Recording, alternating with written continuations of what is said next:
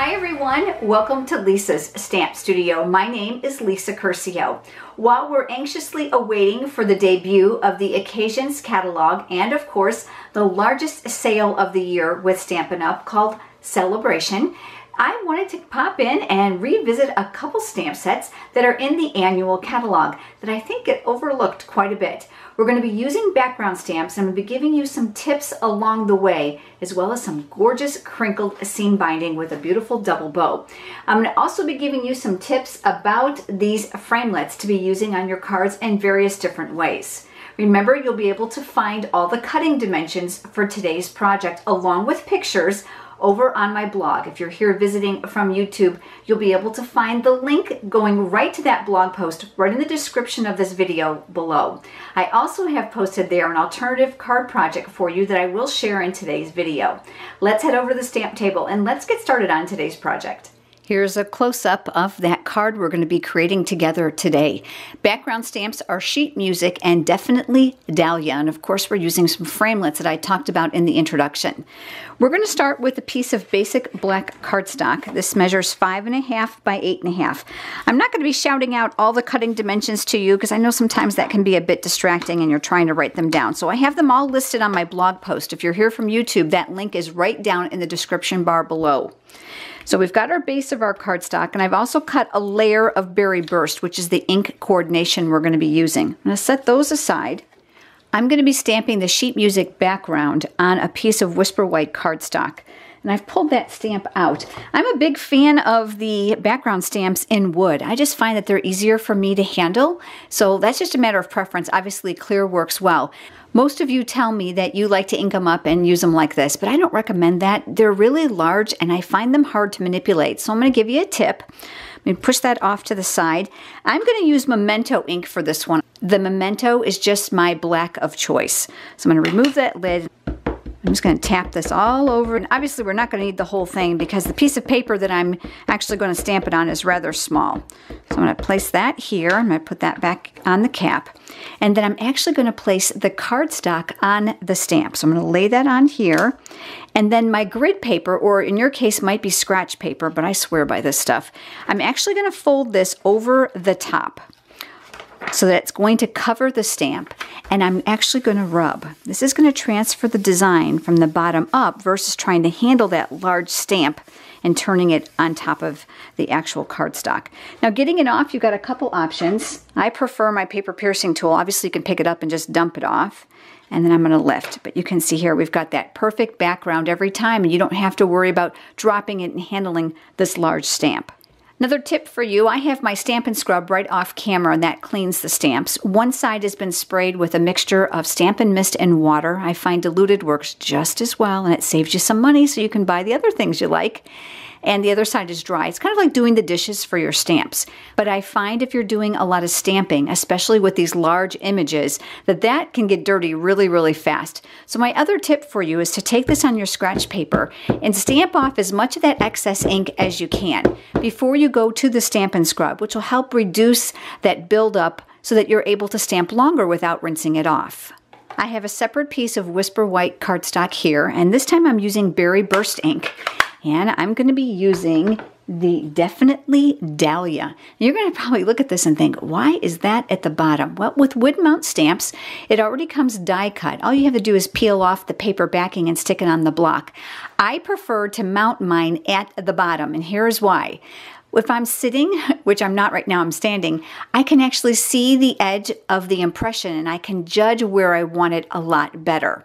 So I find scooting it down allows me to do some more positioning. That's if I'm actually stamping it this way. Today, I'm actually going to stamp it face up. So you can see I've used a Sharpie marker and I've labeled my block. It's just a Lisa tip. Do you have to do it? Absolutely not, but I find that really works well for me. This ink is a very strong color, so I'm going to actually reduce the shade of it a little bit, but I know this is too dark. So I'm going to do the same thing I've done before is I'm going to fold this on top of itself and I'm going to rub once and then I'm going to rub twice. I want to reduce it so it's a lot lighter. Now here's my cardstock. Remember we talked about that. And I'm going to want to concentrate this. Remember it's upside down in this corner here. I don't want the whole flower. So I'm actually going to move it down to here. And I'm going to take my paper once again and I'm going to rub. Even using it upside down is easy. Even if you need a partial design, just remember that it's a mirrored image and you're going to want to make sure that you put it in the right spot. All right, so now I have my flower. Again, the same thing just like we did with the sheet music background stamp. I'm actually going to take this and I'm going to twist off and rub some of that ink off. I just find by twisting I'm able to get a little bit more of that color off, and then I'll clean this on my Stampin' Scrub. So we have the sheet music that's been stamped. I'm going to grab my snail adhesive. I'm going to put adhesive on the back and a little bit on my sides. And I'm going to mount that here near the bottom, lining it up the best that I can. This area right here is going to end up being covered with the ribbon, so I'm not worried about it being perfect. This then is going to get layered on top of a piece of Berry Burst cardstock. So you can see why I wanted this to be a little bit lighter in tone so that it's not overpowering with the original shade of the cardstock. So I'll flip that over. I'll put a little adhesive on the back of here as well. And then I'll mount this. This is just a 1/8 of an inch bigger than the white cardstock, just to give me a little bit of a color border and then to tie in my ribbon. Now, I like to flip it over and rub from the back because heavens knows, look, I always have ink on me. I don't like to transfer that to my project. So before I mount that, we're going to do the ribbon.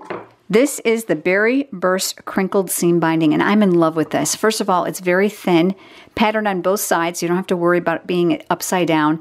And I love the way that it mails because it's so flexible and soft. You don't have to worry about it bulking up your envelope for extra postage. But this fancy bow that I made on this card here, I get lots of questions on, so I'm going to let you in a little secret, and it's this. This is very much a homemade bow maker. And no, Bob the Builder didn't make this one. This was actually given to me by a friend. But you can adjust the pegs in the hole to determine the width of the actual bow. So you can see that this one's not very large. I'm going to go ahead and place my spool in the front. And I'm going to work with a tail end here and one end here. And then I'm able to go back and forth like in a zigzag motion to get 2 loops. And then I'll cross one over the other. I'm going to bring this through and underneath because that's going to cinch those. And then here, I'm going to tie it. You're probably thinking, that's going to work? Yeah, it works great. So I'm going to tie this in a single knot and I'm going to pull. I'm going to pull tautly. Don't be afraid to pull too tight if you have a bow maker. And then I'm going to slide this off. And then I'm just going to carefully separate those 2 loops. Do you see it? Isn't that fun? But I'm going to give myself a little bit of extra ribbon here. And the reason is I want to make sure that I'm able to wrap that behind the raw edges of my layers of my cardstock. I have the layers of the card, and I'm actually going to put the bow on first before I put the words, because I have found that when I put the die cut words on, I was either too high or too low. So this gives me better placement. So I found glue dots actually work the best for this because I want to tack down the center here. That's my back side. So I've got my glue dots. I'm going to pull back one and reveal it, and I'm going to press one in the center. And I'm going to start there, and I'm going to start with this all the way over to the left. Now, do you see here how my glue dot is sticking out just a little bit? So I'm going to just take my fingers, I'm just going to roll that to the back so that it's not visible from the front.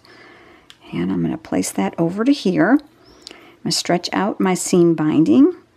And then I'm going to grab my paper piercing tool, which I find to be my best friend. And I'm going to lay that where I want it to extend. And I'm going to pull because I want it to lay nice and flat, especially if I'm going to mail it. And I'm going to do one more on the other side here. Glue dots are a great way for you to provide a little cheat mechanism to assembling your cards without making it too difficult. So you can see I have more here than I need. So I'm going to give a little bit of this of a haircut on both sides. And then I'm going to use glue dots here as well. Now this time I can actually press them right on the ribbon. And then lift, and then pull that to the back. And make sure it's nice and taut, because you don't want it to come flimsy in the envelope when it gets there. And another on this side, just making sure that it's going straight across here, and it is. No reason to go all the way around the card. To be quite honest with you, that's going to save you about 4 inches of ribbon every single card that you make if you do what I call the cheat method. Just tuck your raw ends to the back. I've got my Big Shot here and the magnetic platform, which I love to use when it comes to framelits. It helps hold them in place with my cardstock. And because this framelit actually has detail to it, I am going to use the precision base plate. You'll be able to find the framelits that I'm using here on page 214 of the catalog. And I know that's kind of small, so I'm gonna try to hold it up. They actually die cut the greeting inside a shape. So a circle, an oval, and a heart. And they say hugs, friend, and lovely. And of course, these are the actual framelits themselves. And I've pulled out the one that says friend. So I've got that here, and I've got a piece of basic black cardstock, and I'm going to turn that upside down. Kind of shimmery because I had last used it on glimmer paper. Works great with that as well. And because we have the precision base plate here on the bottom, we're not going to need a clear mat on the bottom, just over the top to protect the die. And then I'm just going to crank this through. Now each Big Shot is different. You may find cranking it just once that way is not going to be enough for you. You may have to crank back. So let me show you how to check. I'm going to turn this over and I'm going to flip it. And you're going to want to make sure that you can actually see that it's cut the whole thing out. The rollers in all the Big Shots slightly vary. Some are tighter than others. And you may have to crank it one more time back through for a second pass to make sure that it's die cut well. But I can see that this one is worked out fine. I've got my Big Shot die brush here. It's my best friend when I've got these detailed dies. So I've got the die still in the paper, and then I have the brush. And all I'm going to do is I'm going to roll this over the top. And you can see I'm being pretty aggressive because those bristles are very stiff, and it's going to get in between a lot of those holes to help loosen up the paper. So I'm just going to peel this off, and I'm going to be very careful because you're going to be able to see the type of image that this die cuts. This is not like your other framelits. It's going to actually leave you the negative shape with the greeting. Isn't that fun? All right, so I'm going to set that aside, and then I'm going to take my paper snips, and I've snipped off the ends. So this is just a great way for you to use those dies in another fashion. And then I'm just going to come in and I'm going to kind of clean this up a little bit because I don't want it to look too ragged, right? All right, and then a little bit on this side. Before I put those on, I'm going to go ahead and add this to the base of my card so that it's all finished. So I'm going to flip that over, go back to my snail adhesive, and I'm going to be a bit more generous because of the layers that are here and, of course, the ribbon. And you know what? I'm going to add some adhesive right over that seam binding. Believe it or not, it'll stick. And that's going to help hold that ribbon down in place, making sure my crease is on the left. And then I'm going to line this up. And again, it's just going to have a 1/8 inch border, a real fine border. Flipping it over and rubbing from the back nice and firmly. Make sure that's in place. All right, so now we have our greeting, and then I'm going to mount that here. Lots of ways to do this. Of course, you can use the adhesive sheets. In my case, I'm going to use the liquid glue. Now, I'm going to tell you about this stuff. You're going to want to use it very sparingly. It's very strong, so literally you just need a dot, and I actually take that dot and I kind of just move it around. The one reason I really like the liquid glue is that it's slow to dry and it allows you a little bit of wiggle room when you go to put it on your project. So I'm using my paper piercing tool once again. You don't need glue everywhere as well. You just need it in areas to tack it down. And you can see, because I have my bow, I can see exactly where I want to place that. So I'm going to lightly tap. I'm going to flip it over and I'm going to rub from the back. I don't want to rub from the front because I don't want to be so vigorous as to spread the glue outside of that die cut word. So there is our card. But I promised you one other, and let me show it to you. Here it is. The difference is I allowed extra room here. So where this is 2.5 inches, this is actually 3 inches, which reveals less of the flower. And I used the other framelit that was inside of here. This one says hugs, and of course there's one that says lovely. So here you go. We've got 2 different options with 2 background stamps to create beautiful, simple cards. Thanks so much for joining me today, everyone. I look forward to seeing you next week when we've got brand new Occasions catalog product that I'm going to be sharing with you. Have a great day.